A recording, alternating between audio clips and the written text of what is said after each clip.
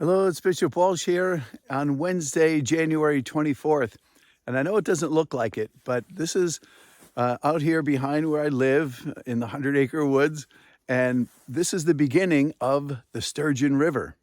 I love coming down here. It doesn't look like it right now, but usually in the spring and the summer, it's a lot of moss and trees that are bent over.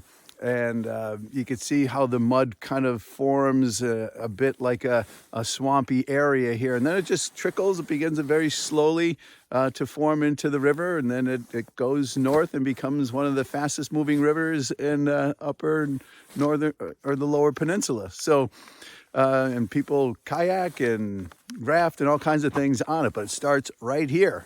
So it's a pretty interesting fact. And I always think that it looks like where Shrek would live.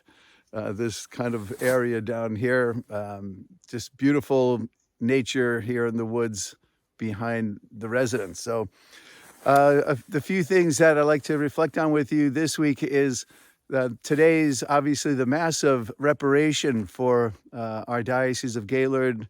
I encourage all of our priests throughout our 74 parishes throughout the diocese to offer a Mass if they're able to today. If not, then as soon as possible around this date on the Feast of St. Francis de Sales, the inspiration of a good and holy pastor trying to guide his people.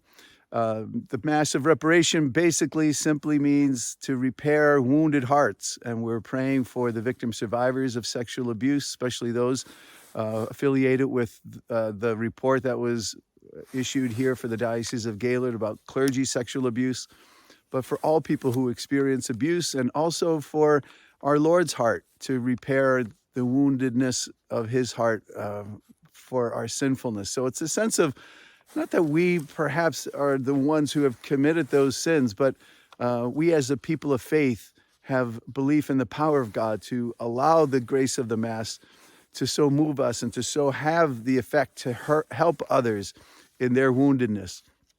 And that's what we are having a concerted effort to allow as part of this process of healing to experience the Mass and the people of faith having a time of penance, a time of fasting and prayerfulness, and offering especially the sacrifice of the Mass at this moment in the life of our diocese. I think it's very important and prayerful. I invite you to join one of those Masses, and certainly spiritually, if you can, just enter into this moment today of prayer, fasting, penance, and reparation.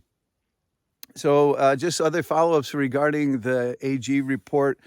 I've met with my priest and deacons. We had a holy hour and conversation last Sunday. Also met with a review board in what turned out to be a very long and intense meeting. I thank the members of the review board. There will be a statement likely next Monday as a result of decision-making process and discernment after reflecting more deeply on all the aspects of the report. If you had the opportunity, the Faith magazine, I believe, hit most of our homes this past week, or will this week.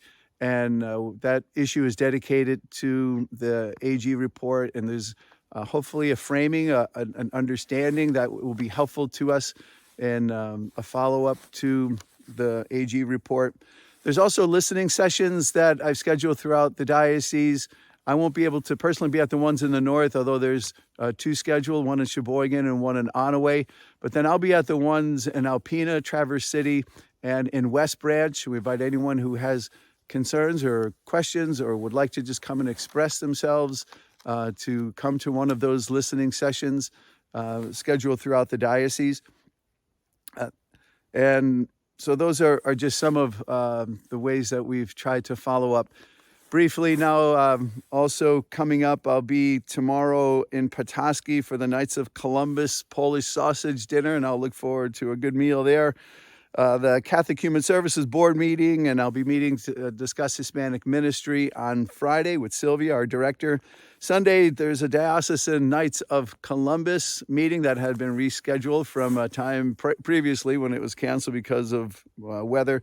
And next week, very much looking forward to Catholic Schools Week. Pray for all of our students, all of our parents and teachers, administration, everybody involved with Catholic education in our diocese. It's a wonderful time throughout the country that we celebrate Catholic schools, all the good that we do, try to evangelize. It's one of our primary ways of evangelizing and bringing people to the faith and experience God's love.